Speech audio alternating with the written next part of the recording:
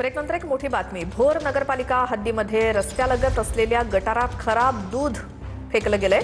गटारामध्ये खराब दूध ओतणाऱ्या वाहन चालकावरती कारवाई करण्यात आली आहे। नगरपालिकेच्या आरोग्य विभागाने ही कारवाई केली असून वाहन चालकावरती त्याला 10,000चा दंड ठोठावण्यात आलाय।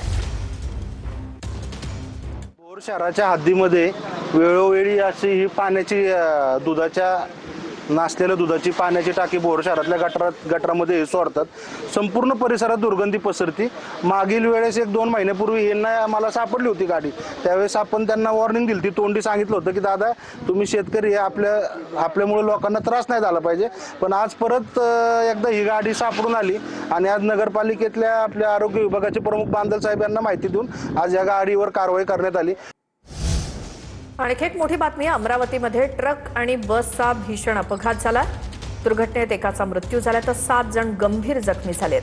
बसमधील 6 प्रवासी आणि ट्रक चालक गंभीर जखमी आहेत। दर्यापूर अमरावती मार्गावरची ही घटना।